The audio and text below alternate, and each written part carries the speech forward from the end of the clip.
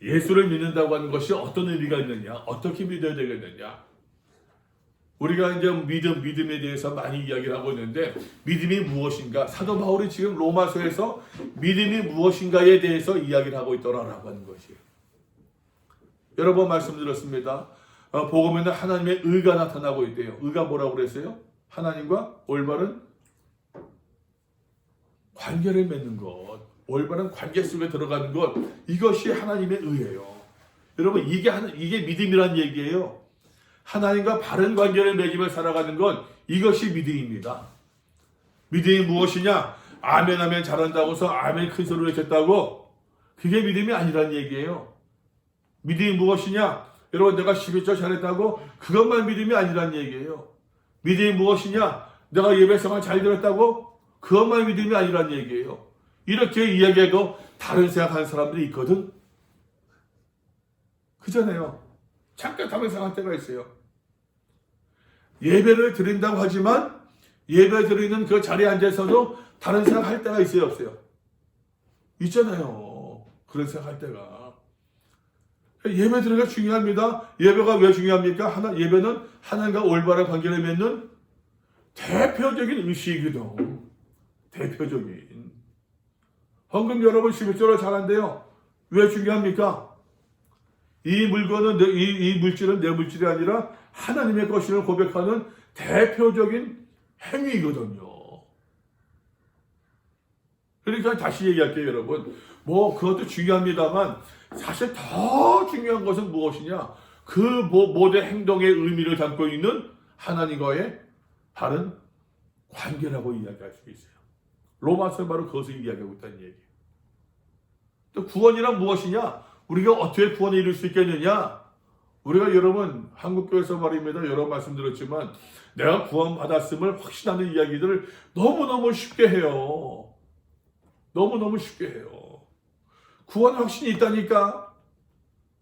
구원의 확신이 있어요. 지난 주간에 친구한테서 친구랑 전화하면서도 어릴 때부터 이제 친구였었는데 어릴 때 친구하고 전화하는데 이 친구도 목사예요. 목사인데 이제 서울에서 이제 목회하고 있는데 서울 강남에서 대치동에서 목회하고 있는데 와 그러잖아.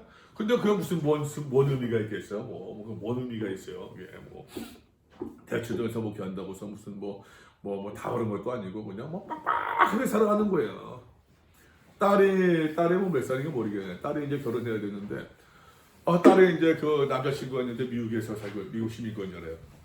미국에 사는데 일단 그 사위들 친구가 그냥 그 딸이 늘 그런데요. 그냥 자기가 혼인 신고하고서 그냥 살겠다고 그러는데 그 친구가 하는 표현이 있어요. 너 그러기만 해봐라. 그 표현이 네 친구니까는 너 그러기만 죽여버릴 거야. 그래서 죽여버릴 거야.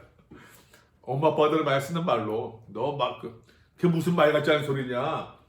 근데 결혼을 시키려니까는 아빠 여력이 안 되는 거야.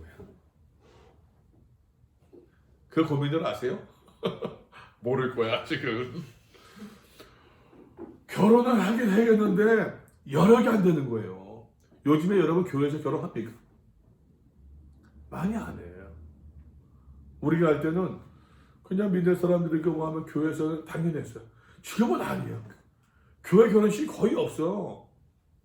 다 호텔이나 그런 데서 웨딩홀에서 하고 하는데 그게 여러분 그게 그 아빠가 그냥 도무지 날 보서 몇 번을 물어요. 너 어떻게 시켰냐? 얼마 줬냐? 몇 번을 물어요.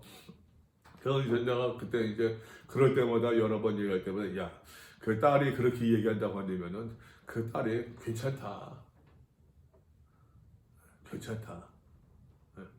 철 들었다. 야, 딸이 차라리 고맙다 그렇게 말하는 게 애들은 고맙다. 절대로 그럴 수 없다. 안 된다. 절대로 안 된대. 그래서 이제 몇 년을 한참 오래됐죠. 오래되다가 지난주 통화하는데 그러더라고요. 딸이랑 얘기 잘했어? 했더니만 그냥 너희 원하는 대로 하라고 그랬대. 하라고 그러고서는 그 친구가 펑펑 울었대. 아빠가 너무너무 마음이 안 좋아가지고서 펑펑 울고 그러고서는 이제 그 딸이 그러더래요. 아빠 그러지 말고 우리가 이제 형편대로 하게 되면은 다시 이제 해서 좀 결혼식 잘하고 할 테니까는 아빠 마음 많이 쓰지 말라고. 다들 펑펑 울었대요. 여러분, 글쎄 구원이라고 하는 것이 말입니다, 여러분. 가봐야 하는 건데, 그잖아요. 끝까지 가봐야 하는데. 어떻게 지금 우리가 모든 것을 갖다가 다 확신하고 다 하듯이 말입니다. 그렇게 이야기할 수 있겠느냐라고 하는 것이. 난 그거 아닌 것 같아요. 아무리 생각해봐도 그 친구가 이제 하는 얘기가 있어요. 그 얘기하려고 그래. 그 친구가 하는 얘기가 교회가 사이 안 좋으니까는 계속 그래 안 좋으니까는 여러분들은 이제 젊은 사람들 이해할 수 있으려 생각하고서 이제 믿고서 얘기해요. 처음에 저한테 교회가 안 좋으니까 목사님이나 장로님들 교인들의 갈등이 많으니까 장로님이 한 번 그러더라는 거야. 장로님이 내가 하나님의 살아계신지 모르겠지만 하면서 목사한테 막 대들더래요. 그러니까 이 친구가 거기서 충격받았어요. 장로가 돼가지고 어떻게 목사가 하나님이 살아계신지 모르겠지만 그런 얘기를 할 수 있느냐. 근데 통화하면서 나한테 그러는 거예요. 야, 너 하나님이 살아계실 줄 믿니? 나보고.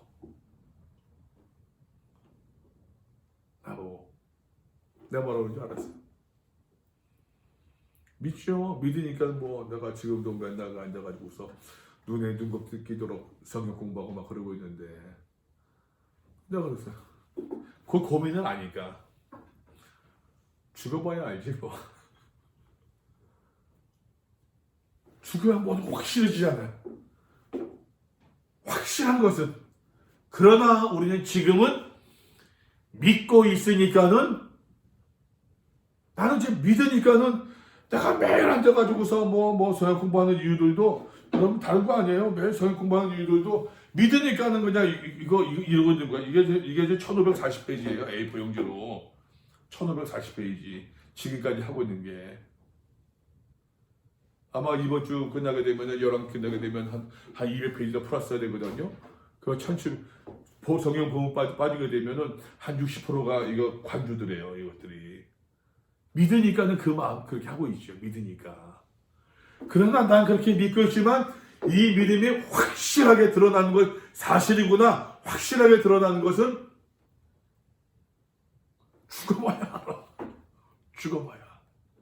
그러나 우리는 성경 말씀을 통해서 죽어보지 않았지만 확신하고 있는 거예요. 여러분, 구원이 무엇인가? 구원이 무엇인가, 여러분? 사도 바울은 이야기합니다. 이런 말씀드렸습니다. 율법으로 모든 사람들이 다 죄인이래요. 모든 사람들이 다 죄인이래요. 말씀드렸습니다. 여기서 말할 때 죄인이라고 하는 것은 하나님과의 관계가 어그러진 것이라고 했어요. 모든 사람들은 다 기본적으로 어그러졌습니다. 아무리 내가 그렇다니까는 내가 그래요. 내가 그러니까는 그러한 내 죄성을 알고 있으니까는 아무리 생각해도 내 마음으로 내 행함으로 내가 무슨 뭐 했다고 해서 내가 이것으로서 무슨 구원받는다는 아닌 것 같아. 왜? 내가 한 것보다는 하지 못하는 게 더 많거든. 아무리 생각해봐도. 바울은 이야기합니다. 모든 사람들 다 죄인이래요. 우리의 행함으로 무슨 율법으로 무슨 어떻게 우리의 어떤 노력으로 우리 안에서 나오는 그 어떤 것으로도 하나님과 바른 관계를 맺을 수 있는 것이 있다 없다? 없다는 거예요. 오직 율법 외에 하나님의 한 의가 나타났으니 하나님의 의가 뭡니까? 오직 율법 외에 하나님의 한 의, 율법이 아닌 하나님과 올바른 관계를 맺을 수 있는 길이 있는데 그것이 무엇이다? 복음이라는 얘기예요. 복음이 뭐라고요? 예수님에 대한 이야기. 거의 그 예수를 믿는 그 예수를 통해서 율법이 아닌 그 예수를 통해서만 하나님과 올바른 관계를 맺게 되어진다는 얘기예요. 바울은 그 증거로서 레퍼런스 된 것이 이제 구약의 아브라함의 예를 들면서 아브라함을 보자. 아브라함 보자. 아브라함이 행위로 말미암아 의롭다고 그 인정받았느냐? 아니지 않느냐? 믿음으로 의롭다 인정받지 않느냐? 그냥 믿음으로 이신칭의 justification by the faith. 이게 성경적인 말씀이지 않느냐? 믿음으로 말미암아 하나님께 의롭다 칭함받는데요. 누구를 믿음으로? 예수 그리스도를 믿음으로 말미암아. 자, 얘기했습니다, 여러분. 믿음으로 말미암아 하나님과 의롭다 칭함받는다. 믿음으로 말미암아 하나님과 올바른 관계 속에 들어가게 된다니까요. 이게 시작된 거예요. 시작이에요, 시작. 완성 끝은 어디예요? 우리가 주님 앞에 섰을 때 끝나는 거예요. 그러면 중간은 우리가 살고 있는 성도로 살고 있는 지금의 모습 말입니다. 믿음으로 의롭다 칭함받은 우리가 하나님과 올바른 관계 속에 들어간 우리가 지금 하나님과 올바른 관계 의롭다 인정받았으니까는 준세가 제일 열심히 하면 되니까. 인정받았으니까 끝입니까? 끝이니 준서가? 제일 열심히 하면 되니까. 이야기는 뭐예요? 더 열심히 하라는 얘기예요. 더 열심히 하라는 얘기예요. 우리가 믿음으로 말미암아 의롭다 인정받았다 칭함받았다 완성이 아니라니까는 더 열심히 하라는 칭찬이에요. 정려고. 그러면은 그 칭찬 인정받은 그 사람들이 그 인정받은 대로 살아야 되지 않겠습니까? 그죠? 이게 성화예요. 성화. sanctification. 이것을 가리켜서 하나님과 더불어 화평을 누리는 삶. 말씀드렸잖아요. 죄는 하나님과 불화한 삶의 모습이라니까는 하나님과 어그러진 거예요. 불화. 이 불화의 반대가 뭐예요?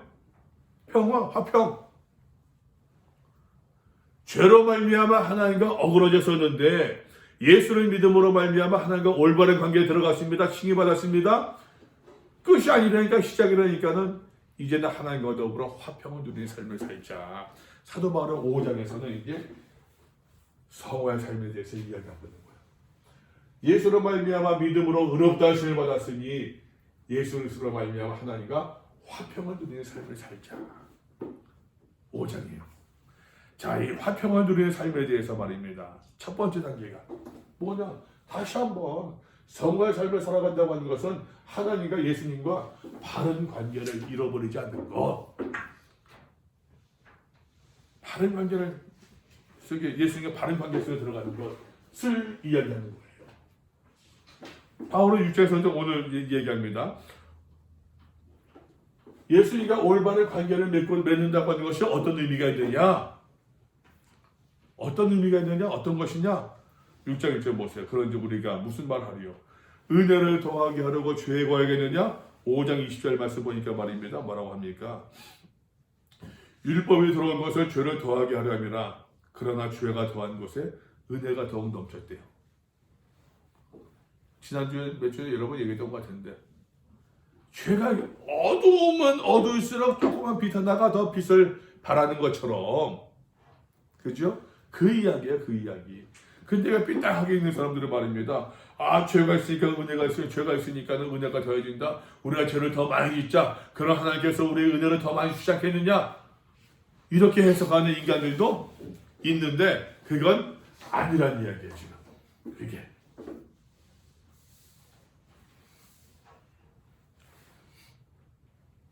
은혜를 더하기로 죄에 거하겠느냐? 그럴 수 없다. 절대로 그건 말도 안 되는 일 하지 말아라. 죄에 대해서 죽은 우리가 어찌 그 가운데 더 살리요? 사도 바울은 이야기합니다. 죄에 대해서 우리가 죽었대요.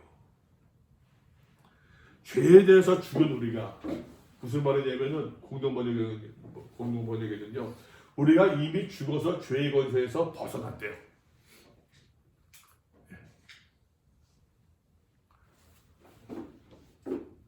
우리는 죄에 대해서 죽은 사람인데 죄에 대해서 죽은 우리가 예수 그리스도를 믿음으로 말미암아 의롭다 인정받았다니까. 죄에 대해서 죽었다는 거예요. 그것을 가리켜서. 근데 우리가 어떻게 더 죄 가운데 살겠느냐. 무릇 그리스도 예수와 합하여 세례를 받은 우리는. 여기서 이제 바울은 세례의 의미에 대해서 이야기합니다.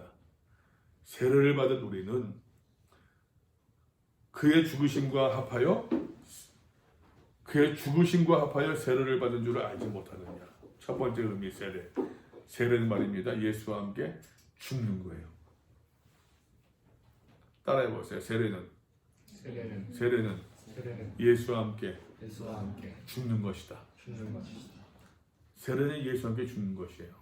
여러분, 사도 바울이 말입니다. 아까 로마서 4장에서 얘기하셨어요. 아브라함의 예를 들면서 말입니다. 구약의 예를 듭니다. 죄를 간구하셨다. 간구하심, 패스오버 얘기했었어요. 유월절 얘기했었어요. 구약의 의미를 많이 갖고 와요.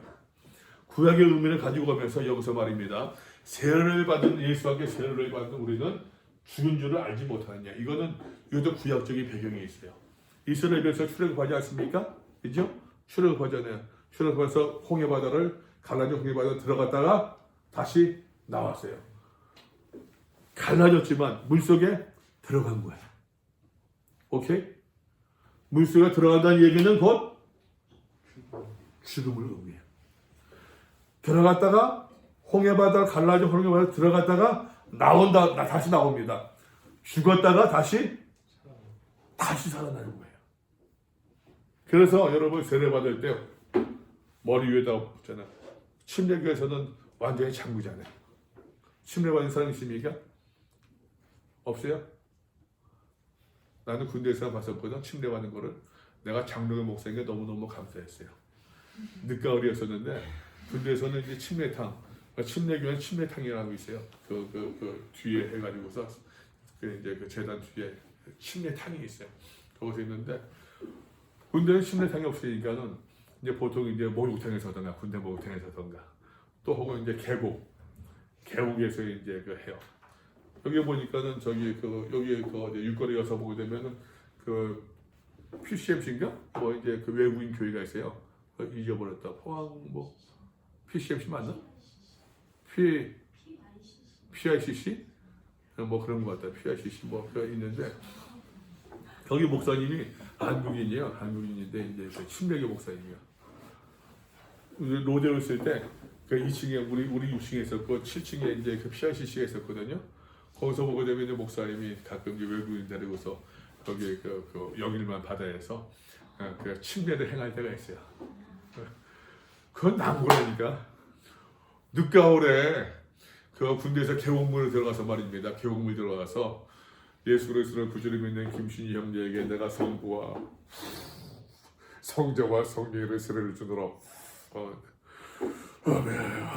떨면서 나올 거 아니야. 이 사람은 떨면서 나오는데 이 사람은 잠깐 떨면서 나오는 거야. 목사님은 그 찬물 속에 들어가서 계속 있는 거예요. 와, 나중에 보니까 입술이 퍼렇더라고. 예수 그리스도를 믿는 누구에게 입이 얼어가지고서 내가 그거 보고서 야, 내가 장로교 목사인 게 얼마나 감사하던지. 장로교는 예수 그리스도를 구주로 믿는 기우신이에게 내가 성부와 성자와 성령의 이름으로 세례를 주노라. 아멘. 끝이거든. 그 사람 내려오서 그냥 들어갔다가 나오는데 야, 전부 그렇더라고요. 물속에 들어가는 것은 죽는 것을 의미해요. 똑같은 모습이 여러분 여호수아 말씀 보게 되면 이스라엘 백성들이 가나안 땅에 들어갈 때 약속의 땅 가나안 땅에 들어갈 때 요단강에 갈라지잖아요. 요단강. 출애굽을 경험한 사람들은 홍해 바다가 갈라지는 경험을 했습니다만 가나안 땅에 들어가는 사람은 요단강에 갈라지는 것을 경험을 해요. 요단강에도 역시 그 갈라진 것을 들어갔다가 나온다는 의미도 죽었다가 다시 살아난 것을 의미해요. 그래서 세례를 줄 때 물을 준다고 하는 것은 물 뿌리는 것은 말입니다. 그런 상징적인 의미가 있는 거예요. 사도 바울이 그것을 지금 이 세례를 이야기할 때도 원래 다시 원래의 구약성경의 의미를 다시 강조하는 의미가 있어요. 죽는 것이거든요. 그의 죽으심과 그의 세례를 받은 줄 알지 못하느냐. 그러므로 우리가 그의 죽으심과 그의 세례를 받음으로 그와 함께 우리가 어떻게 해요? 장사되었대요. 장사되었나니 과연 우리는 세례를 받고 죽어서 그분과 함께 어떻게 해요? 묻혔대요. 훨씬 더 이제 신랄하죠. 우리 집사람이 아내가 이걸 보고서 아이폰에서 그거 있잖아요. 아이폰 선전하는데 탁 누워 있는데 위에서 흙을 뿌리는 아이폰 선전하는 게 있어요. 그게 모르는구나. 그게 그냥 우리 집사람 거의 뿅 가가지고서 와 아이폰 12 좋다고 나보고 사라고 그랬어. 그래서 나도 언젠가 아이폰 12로 딱 보여주고 싶은 보여줄 때가 있을 거야. 장사되는 거예요. 묻혀버리는 거예요. 묻히는 거. 예수와 함께 죽었나니. 자 보세요. 근데 죽음이 끝입니까? 아니에요. 이는 아버지 영광으로 말미암아 그리스도를 죽은 자 가운데 살리신 것 같이 또한 우리로 또한 새 생명 가운데서 어떻게요? 새 생명 가운데 행하게 한 죽었으니 이제 새 생명 가운데 행해야 되지 않겠느냐라고 하는 것이에요. 죽었으니까 그 과거의 삶은 생명은 끝났지만 이제 새로운 생명을 얻게 되어졌다는 얘기예요. 이 새로운 생명을 얻게 되어진 것을 가리켜서 5절에서는 만일 우리가 그의 죽으심과 같은 모양으로 연합한 자가 되었으면은 우리는 그리스도와 함께 죽어서 그분과 하나가 되었으니 죽음에서 예수와 함께 연합한 자가 되었으면은 예수님께서 죽음이 끝이었습니까? 다시 부활하셨잖아요. 주께서 다시 부활하신 것처럼 우리도 또한 그의 부활과 같은 모양으로 연합한 자도 되리라. 다시 살아나는 것도 똑같이 그분과 같이 연합하게 될 것이다. 그래서 여러분 세례의 두 번째 의미입니다. 세례는요 예수와 함께 다시 사는 것이에요. 따라해보세요. 세례는 예수와 함께 다시 사는 것이다. 첫 번째 뭐라고요? 예수와 함께 죽는 것. 두 번째 예수와 함께 어느 것이 먼저예요? 죽는 게 먼저예요. 죽지 않고 다시 살 수 있습니까? 아니에요. 죽지 않고 다시 사는 것. 죽지 않고 다시 죽은 척하고 다시 살아났다? 이건 거짓말이에요. 죽은 척하고 다시 살아나는 척하는 것뿐이에요. 죽어야 다시 살 수 있어요.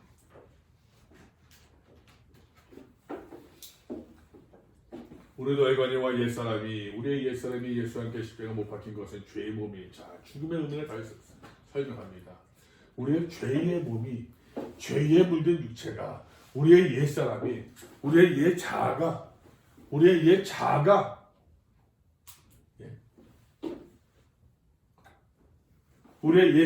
옛사람이 말입니다. 예전에 우리의 옛사람이 예전에 우리의 옛사람, 우리의 옛 자아를 얘기해요. 우리의 죄의 몸이 죽어. 죄에 물든 육체가 죽는데요. 죄의 몸이 멸한대요. 죄의 또 뭐라고 됐죠? 죄의 매인 육체. 죄의 몸, 죄에 물든 육체, 죄의 몸이라는 표현이 반복해 나오고 있어요. 그래서 다시는 죄에게 종노릇하지 아니하려 함이니 이미 죽은 자가 죄에서 벗어나 의롭다 하심을 얻었습니다. 옛 자아는 죄에게 종노릇하던 자아였었거든요. 이제는 예수와 함께 죽었으니까는 죄가 나를 더 이상 지배할 수 있다 없다? 죄의 권세가 나를 지배할 수 있다 없다? 여러분 아시잖아요. 법을 공부한 사람들은 내가 무슨 죄를 범했습니다. 근데 그 사람이 자살을 했어요. 처벌할 수 있어요? 없어요. 공소권 없음. 그 사람을 공소할 수 없어요. 그 사람을 법정에 세울 수가 없는 거예요. 죽었으니까. 이미 예수와 함께 죽은 내가, 예수와 함께 죄에 대해서 죽은 내가 다시 죄의 종노를 할 수 있다 없다?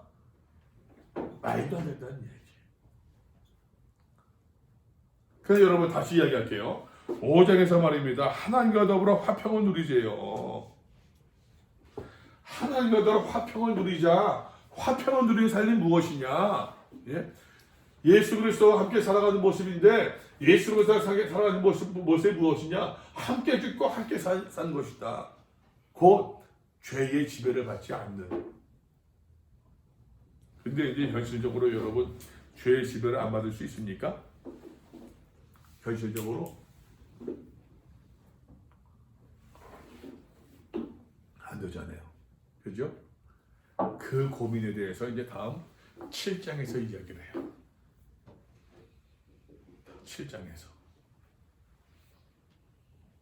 만일 우리가 그리스도와 함께 죽었으면 또한 그와 함께 살 줄을 믿노니 이는 그리스도께서 죽은 자 가운데서 살아나셨으며 다시 죽지 아니하시고 사망이 다시 그를 주장하지 못할 줄 알미로다.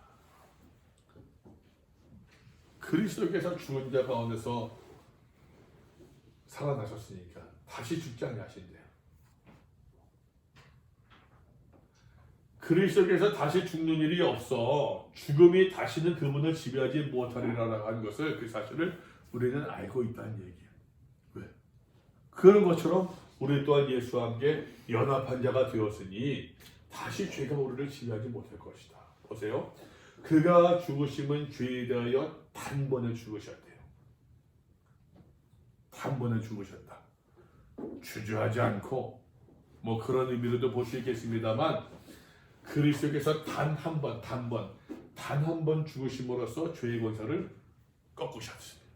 예수님께서 몇 번 죽으셨습니까? 한 번이요. 한 번 죽으심으로 죄의 권세를 꺾으신 것처럼 우리가 예수와 함께 죽었으니까 다시 말씀드립니다.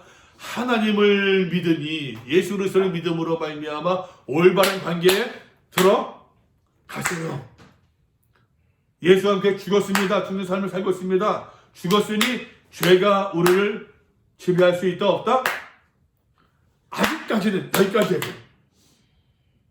물론 여러분 실존적인 고민이 있어요. 그 실장에서 얘기한다니까 또 얘기해요. 그러니까 죄에 대해서 우리는 단번에 죽었습니다.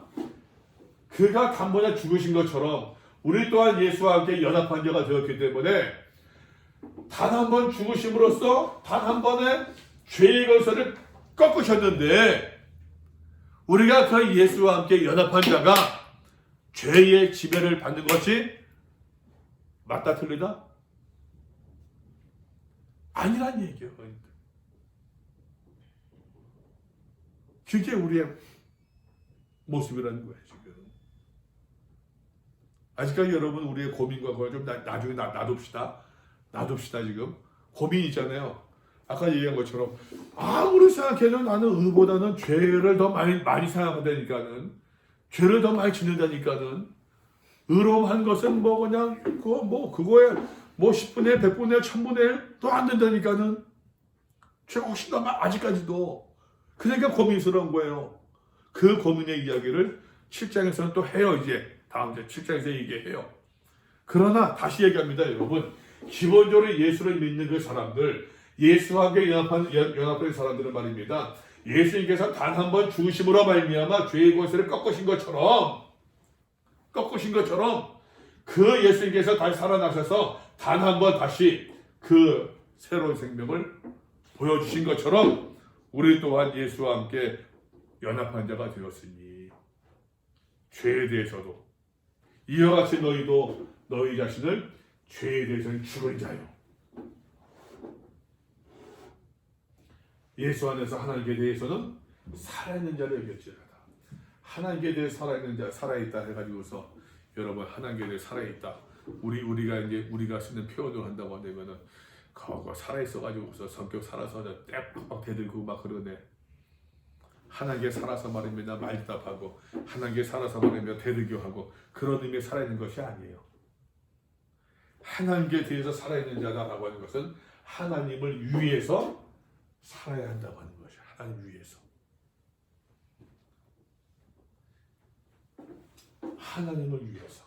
하나님을 위해서 살아가야 된대요.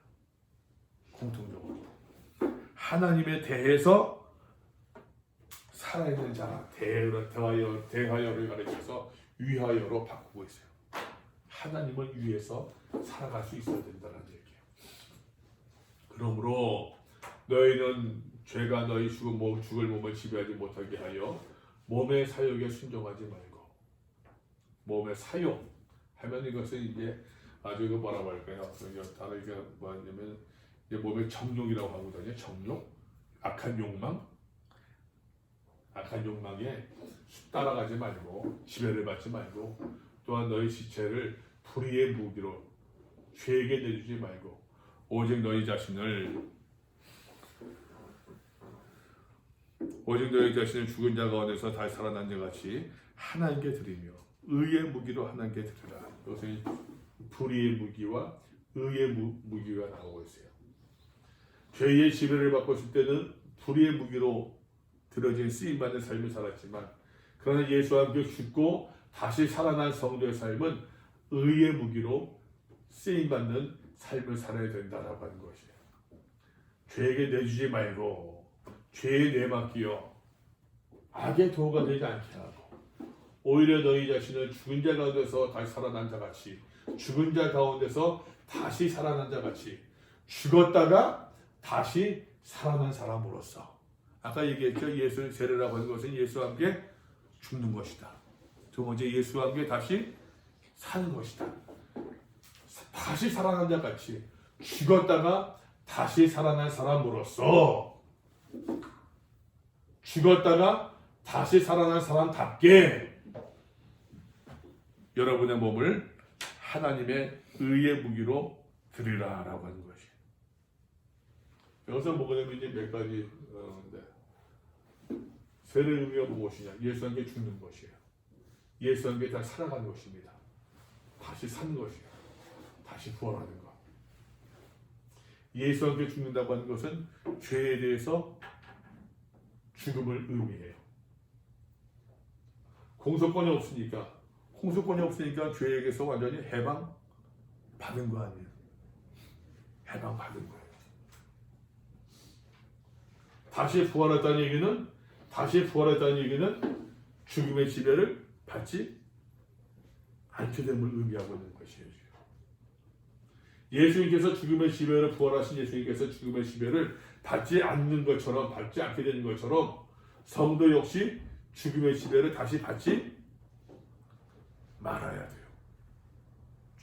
죽음의 지배, 무엇의 지배요? 죄의 지배를. 현 성도를 어떻게 정의하고 있느냐? 너희가 법 아래에 있지 아니하고 은혜 아래에 있는 존재이다. 법, 율법으로 말미암아 죄가 들어오고 죄의 삭은 무엇이라고요? 사망이라고 하잖아요. 현 성도의 모습이에요. 자, 그러면서 이제 사도 바울 구체적으로 더 의의 종으로서의 삶을 살 것을 이야기합니다. 앞에서는 이제 보게 되면은 여기서 얘기했잖아요. 불의의 무기와 의의 무기에 대해서 이야기하고 있어요. 우리가 죄에게 내주지 말고 죄에게 내준다고 한다는 얘기는 결국 죄의 종로로 사는 거 아니에요. 죄의 종로로 살면서 우리가 여러분 사람들에게 어떠한 그 잘못 행할 때 사람들에게 패를 위해를 가할 때가 얼마나 많이 있습니까? 좀 기억하면 좋겠어요, 여러분. 믿음도 말입니다, 여러분. 우리가 잘 쓰면 큰 유익이에요. 믿음이라고 하는 것을 잘 써야 돼요. 근데 이 믿음이 말입니다. 잘못되어진 믿음 가지고서 이 잘못된 믿음을 잘못 쓰게 되면은 큰 사람들의 큰 패를 줘요. 기본적으로 다시 말씀드립니다. 믿음은 하나님과 누구의 관계입니까? 나 자신과 관계라니까. 근데 이 믿음을 자꾸만 남한테 강요할 때가 있어요. 이 믿음의 자세를 자꾸만 남한테 들이밀 때가 있단 말이에요. 이러면 이게 무슨 흉기가 될 수 있어요. 여러분, 법, 내가 위법하지 않았습니다. 위법하지 않았어요. 근데 여러분, 위법하지 않았지만 믿음은 위법하지 않았어도 그 마음을 가지고서도 심판할 수 있다니까. 이해돼 무슨 말인지? 그래서 여러분, 내가 위법하지 않았습니다. 위법하지 않았지만 그 믿음의 그 잣대를 가지고 남들을 공격하고 공박하고 남들을 재단하고 남들에게 위해를 가할 때가 얼마나 많이 있어요. 이 믿음이 내게 향할 때는 하나님과 올바른 관계를 맺을 수 있는 굉장히 중요한 어떠한 그 통로가 될 수 있다는 얘기예요. 그러나 이 믿음이 내게 향하지 아니하고 남을 재단한다고 되면은 남을 향할 때는 말입니다. 이 믿음처럼 무서운 흉기도 없는 것 같아요. 믿음처럼. 역사를 보더라도 여러분, 제일 무서운 전쟁들은 다 종교 전쟁이었다니까. 세계 역사를 보더라도. 이 신앙심 때문에 벌어지는 전쟁들 말입니다. 십자군 전쟁이 무슨 말로서는 무슨 성제를 회복한다라고 하지만, 그러나 그 이제 이면을 보게 되면은 사실 종교적 기득권자들과 정치적 기득권자들의 결탁해서 말입니다. 많잖아요, 그런 경우들이. 그러니까 지금 그거 보게 되면은 아시는 것처럼 저쪽에서는 이슬람권에서는 기독교로서는 아주 그냥 고기로 젖는다고 그러잖아요. 우리는 사랑을 이야기한다고 하는데 유대교 신자들도 그러잖아요. 유대교에서도 유대인들이 너희가 개신교, 기독교가 사랑을 이야기하면서 국에 포함해가지고서 사랑을 이야기하면서 사랑을 이야기하는 그 사회가 어떻게 유대인들한테 그렇게 할 수 있느냐? 유대인들이 그런 얘기를 한대요. 무슨 흉기가 될 수 있다니까요. 신앙은 다시 얘기합니다, 여러분. 나를 돌보는 거예요. 나를 돌이켜보는 거예요. 의의 무기가 되어진 삶에 대해서 좀 빨리 봅시다. 의의 무기가 된 삶에 대해서. 예수와 함께 죽고 사는 것에 대한 구체적 적용입니다. 죄의 종이 아니라 의의 종의 삶을 살아갈 수 있어야 된다는 얘기인데, 그런즉 어찌하리요? 우리가 법 아래 있지 아니하고 은혜 아래 있으니 죄를 지으리요. 그럴 수 없느니라. 우리가 보았었어요, 여러분. 그죠? 아까 5장 20절에서도 것처럼 죄가 더한 것에 은혜가 더욱 넘쳤다. 그렇다고 바울이 이야기합니다. 우리가 은혜를 더하게 하려고 죄에 구하게 되냐? 말도 안 된다. 다시 이야기합니다.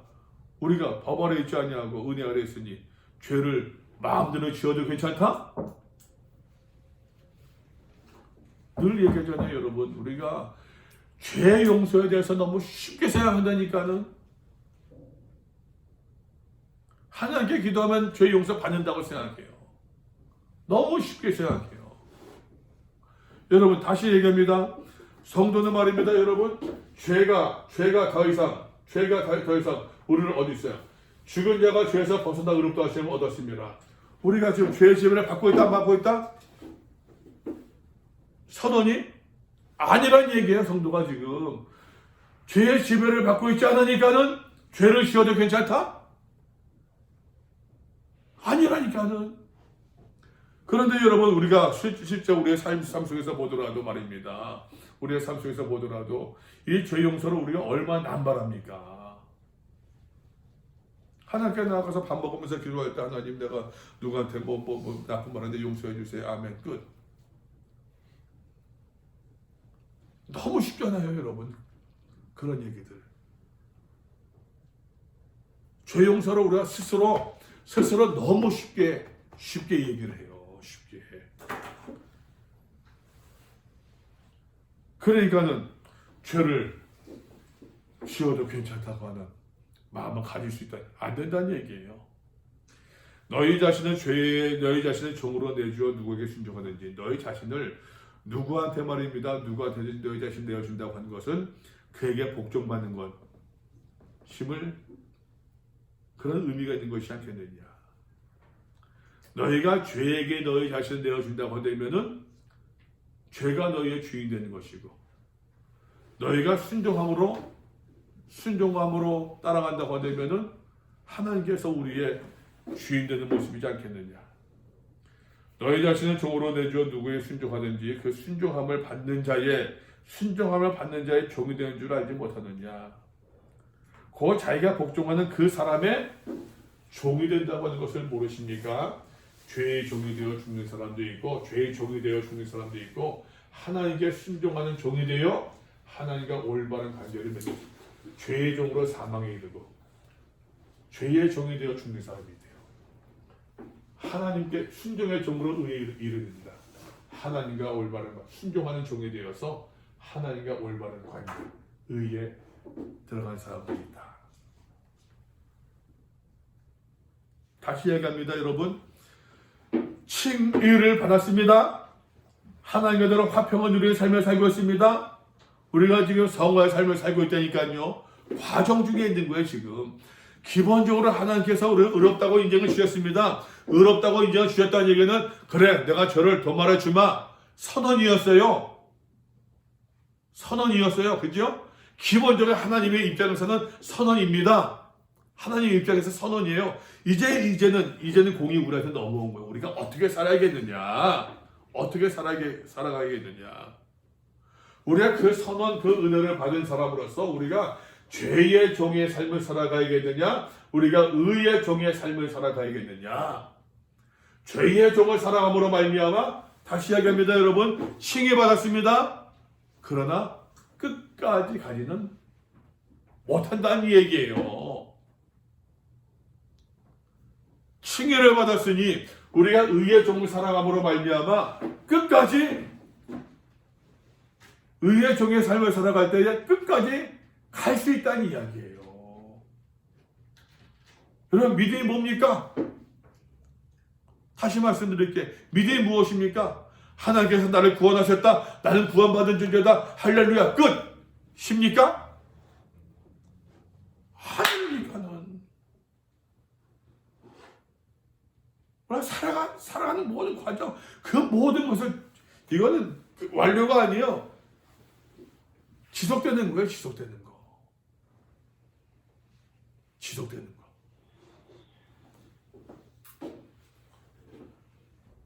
너희가 본래 죄의 종이 되니 너희에게 전하여 준 바 교훈에 보는 마음으로 순종하여 죄로부터 해방되어 의에게 종이 되었느니라. 예? 여러분이 전에는 죄의 종이었지만 이제는 신실한 가르침을 전해받고 그것을 성실과 복종함으로 이제 죄의 권세를 벗어나서 이제는 정의의 종이 되었습니다. 다시 이야기합니다. 성도의 정의예요. 지금 성도가 누구냐? 법 아래 있지 아니하고 은혜 아래 있도다. 성도의 정의라니까는 다시 사도 바울을 반복하고 있는 거예요. 지금 너희가 전에는 너희가 이러한 삶을 살았지만 그러나 이제는 죄로부터 해방되어 의에게 종이 되었느니라. 그러니 다시 완료가 아니에요. 선언이에요. 그러니 우리가 그렇게 살아야 된다는 이야기예요. 이 완성은 언제 되는 거예요?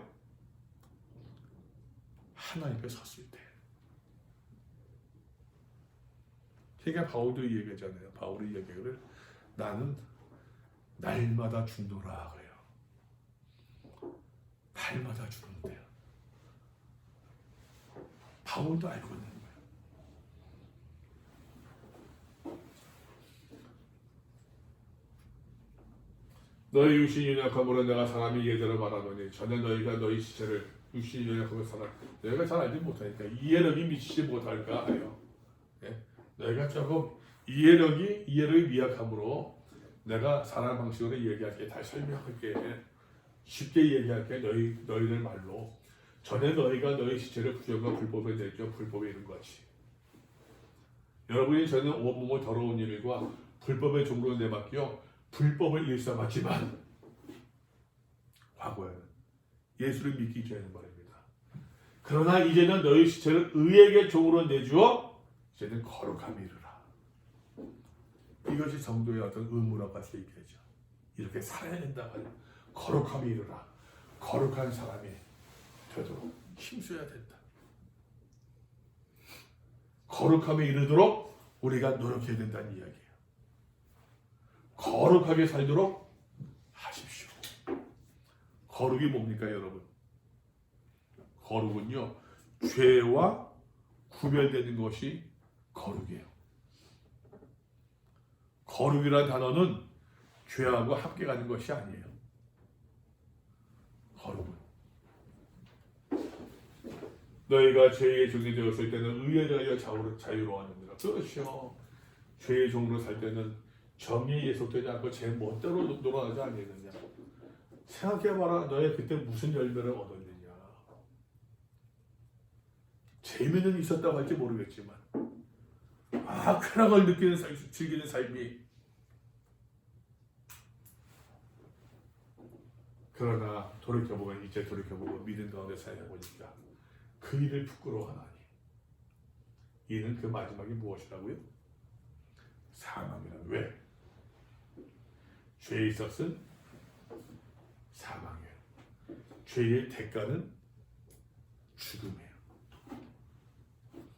그러나 이제는 너희가 죄로부터 해방되고, 계속 선언하는 게 죄에서부터 해방되었다. 계속 선언하고 있어요. 선언하고 있어요. 여러분, 이것은 격렬하니까 다시 얘기할게요. 격려해요. 우리가 실존적으로서는 죄 가운데서 신음하고 있습니까? 안 하고 있습니까? 신음하고 있잖아요. 실존적으로서는. 그런데도 성경은 계속해서 우리에게 해방되었다, 완료적으로 계속 얘기를 하고 있어요. 이거는 격려의 말씀이에요. 우리의 힘을 북돋아주는 말씀이라고 하는 것이에요. 그러나 너희가 저로부터 해방되어 하나님께 종이 되어 거룩함이 이루는 열매를 맺었으니, 열매를 맺었대요. 참 거룩한 사람이 되었대요. 이제는 거룩한 사람이 맺었으니 그 마지막은 영생이라. 영원한 생명을 누리게 되어진대요. 죄에 있어서는 사망이지만 하나님의 은사가 뭡니까? 하나님께서 주시는 선물. 우리 주 예수 그리스도 안에서 우리 주 안에 영생입니다. 예수와 함께 사는 영원한 생명입니다. 그러니까 여러분, 성화의 삶을 이야기할 때 기본적으로 하나님으로 화평을 누린다. 그런 사도 바울은 이야기합니다. 다시 쭉 설명하면서 성화에서 예수 그리스도의 관계, 예수 그리스도로 말미암아 칭의함을 얻었으니까 그 관계를 상실하지 않는 삶을 이야기해요. 예수님을 통해서 링크를 맺음으로 계속 하나님과 올바른 관계를 맺고 있단 말이에요. 예수와 올바른 관계를. 이 예수님과 올바른 관계를 맺는다고 하는 것은 예수와 함께 죽고 사는 것이에요. 예수와 함께 죽고 산다는 얘기는 구체적 적용이 말입니다. 여러분, 우리 몸을 불의의 무기로 드리지 않고 의의 무기로 하나님께 드리는 것이에요. 의의 무기로 드리는 그 구체적인 설명을 여기서 또 하고 있어요. 여러분, 우리가 어떻게 살아야겠습니까? 우리의 믿음이 완성된 믿음입니까? 가끔 보게 되면은 젊은 청년들이 믿음이 완성된 듯한 믿음을 가지고 착각하는 사람들을 볼 수 있어요. 청년들만이 아니라 나 참 카페라면서 그런 생각 많이 했어요. 손님들 와서 이제 교회 들어와서 얘기하는 거 보게 되면은 너무 언어가 다 완성된 언어야. 완성된 언어. 여러분, 부모가 자녀들한테 인생에 대해서 완성된 의미로서도 얘기할 수 있겠어요? 그잖아요. 부모가 자녀한테 말입니다. 예? 인생 그게 아니야. 라고 말해도 그것도 웃을 수 있는데 피식피식한게 모여가지고서 조금 믿음사가 먼저였다고 교회 말로 조금 은혜를 받은 척하면서 말입니다. 그게 아니야. 이런 경우는 너무나도 많이 봐. 너무나도 많이 봐. 같이 고민하는 게 아니에요. 함께 아픔을 나누는 게 아니에요. 함께 갈등을 나누면서 함께 방향을 찾는 모색이 아니야. 너무 쉽게 자기는 완성된 믿음인 것처럼 너무 쉽게 그런 모습을 봐요. 우리의 믿음이 완성된 믿음입니까? 우리의 구원이 완성된 구원입니까? 그는 아직도 그 길을 찾고 그 답을 찾으려고 노력하고 이 길이 그 길이겠지. 이 길이 주께서 원하신 길이겠지. 이 삶이 하나님께서 기뻐할 삶이겠지. 달려가는 존재인데, 달려가야 하는 존재들인데 너무 쉽게 그런 모습을 참 많이 봐요. 저는 교회 안에만 있을 때는 잘 몰랐어요. 솔직히 나 교회 안에만 있을 때는 조금 벗어나 보니까는 그런 게 너무 많이 보이더라고요. 여러분, 우리가 어떤 믿음을 가져야겠습니까? 거룩함이 이르도록 우리 안들 깨어있는 그러한 신앙들을 소유할 수 있기를 바랍니다.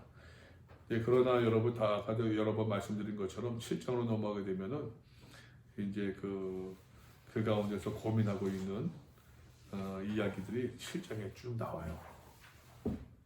사도 바울이 이제 그 삶의 자리에서 느낄 수밖에 없는 이렇게 선언받고 인정받은 삶이지만 그러나 또 이제 우리가 늘 부딪힐 수밖에 없는 그 죄로 인한 우리의 넘어짐, 깨짐, 내 연약함 가운데서 나를 어떻게 추스려야 되는지 그 사도 바울의 고민이 역력히 이제 7장에서 나오고 있답니다. 그 사도 바울의 고민이 또 우리의 고민이죠.